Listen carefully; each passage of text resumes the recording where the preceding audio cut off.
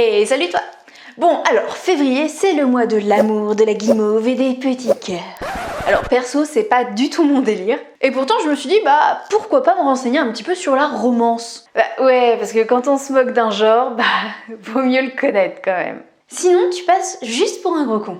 En fait j'ai appris plein de trucs, du coup reste avec moi et déconstruisons ensemble les préjugés.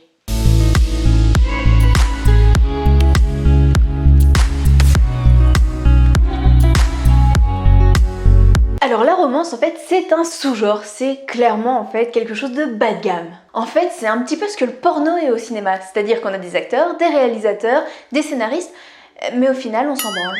Quoi? Trop préjugé pour toi? Ok, on va essayer d'être sérieux, 2 secondes. En France la romance c'est assez mal vu et si tu veux une définition il va falloir se tourner vers les États-Unis. L'association Romance Writers of America définit la romance en 4 points. Il faut un récit autour de 2 personnes. Bon déjà les trouples et le polyamour du coup ça dégage. L'histoire est centrée du coup sur le développement romantique. Du coup ce roman que tu prenais pour de la romance parce qu'il y avait une histoire d'amour, finalement c'est un feel good. Il faut que le conflit et le point culminant de l'histoire soit de la romance.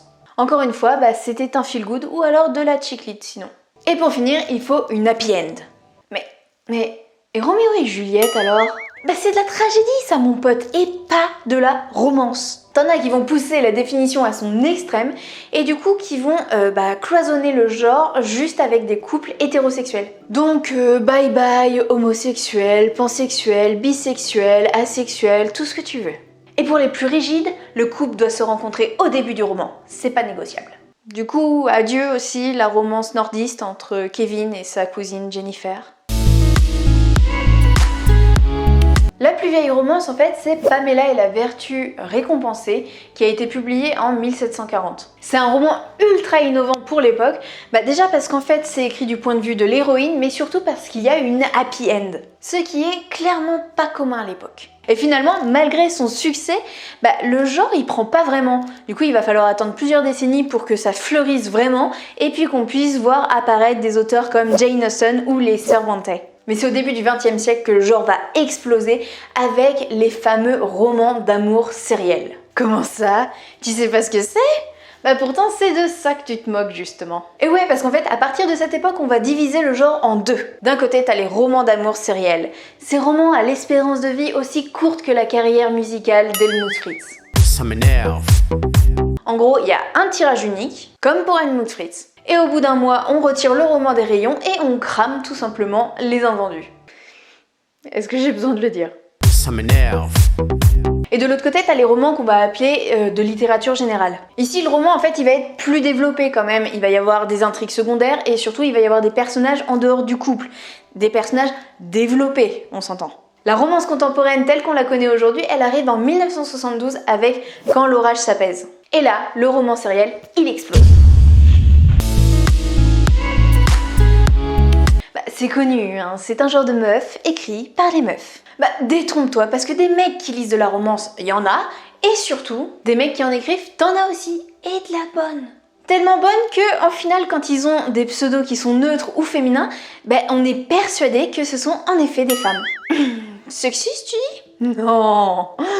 Ouais, parce qu'en fait, les hommes prennent des pseudos féminins seulement quand ils sont en train d'écrire de la romance pour pouvoir être plus crédibles. Ou alors, ne pas perdre en crédibilité quand ils écrivent d'autres genres sous un autre pseudo. Finalement, la romance a une vraie particularité, c'est qu'elle représente et elle vient accompagner chacun des changements de la société. En 1919, on a un roman qui va sortir et dont je ne prononcerai pas le nom pour des raisons personnelles. Et en fait, dans ce roman, on va avoir l'archétype, le stéréotype même du mâle alpha qui va venir kidnapper et violer une femme. Et cette femme, en fait, va finir par céder à ses charmes virils. Tu le sens venir là, ce fantasme du viol? Ce truc ultra problématique? Bon, suite à ce roman, en fait, t'as une myriade d'autres romances qui vont venir aborder le même thème. Et c'est comme ça que tu crées la culture du viol. Alors heureusement, avec l'évolution de la société, ça va se terminer dans les années 90. Après, de là à dire que l'image du bad boy vient de là, il n'y a qu'un pas. Quand je te dis en fait que la romance accompagne vraiment la société, c'est que par exemple dans les années 80, on va voir une tendance qui va se développer et les femmes dans ces bouquins-là vont avoir des métiers qui sont dits comme masculins. Dans les années 90, là, l'héroïne va avoir soit une profession libérale ou être créatrice d'entreprise. À la même époque, on va venir aussi ajouter quelques années aux héroïnes et du coup, elles vont passer d'une trentaine d'années à 40 ans à peu près. Et pourtant, en fait, certains considèrent le genre comme étant quelque chose de vraiment problématique. Les féministes, par exemple, qui lui reprochent tout simplement l'image de la femme qui est accomplie à travers l'amour. On dit même finalement que ça vient aliéner et frustrer les femmes qui lisent ça. Mais cet argument, en fait, il date pas d'hier, hein. Il y a juste à lire, par exemple, Madame Bovary et on se rend compte que, finalement, on vient accuser la romance d'abrutir Emma. Tiens, et si la romance, en fait, illustrait si bien la société, pourquoi elle est autant hétéronormée? Là, j'ai une réponse pour toi. En fait, c'est un genre qui est ultra représenté aux États-Unis et du coup, forcément, c'est influencé par toute la culture ricaine. Mais quel est le rapport, tu vas me dire? Tout simplement, en fait, les associations puritaines ont une très très forte influence sur le registre de la romance. Et l'adultère et l'homosexualité, c'est pas vraiment des sujets qui raffolent, tu vois. Donc les maisons d'édition, elles évitent ces sujets, dans le doute. T'as différents sous-genres comme la romance contemporaine, paranormale, policière, tu as aussi la romance historique ou tout simplement la romance érotique. Mais tout ça, ça va venir reposer assez souvent sur un même schéma. Ça commence par une phase de séduction. Grrr. Ensuite, tu as le développement du couple. Ouais, je suis une meuf ultra classe. Et pour finir, du coup, le fameux happy end. Et niveau thème, c'est pareil en fait, tu vas retrouver des thèmes qui vont être assez récurrents comme l'amour au travail, l'amour en vacances et des profils pareils qui vont être assez stéréotypés comme le millionnaire, le mâle alpha ou tout simplement le bad boy. Chaque fois que j'énonce les codes, j'ai l'impression de vomir du stéréotype.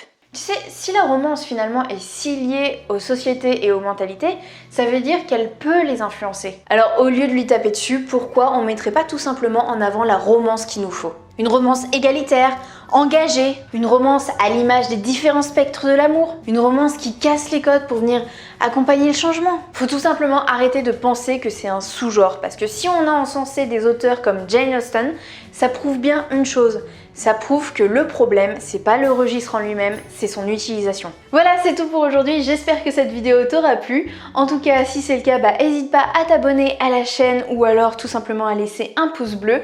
Et si tu veux me soutenir, ça se passe sur ma page Tipeee. En attendant, je t'embrasse fort, c'était Mélanie.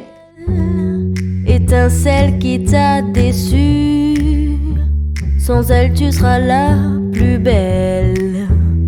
Moi je roule sans gêne, j'égrène des graines de mon tour.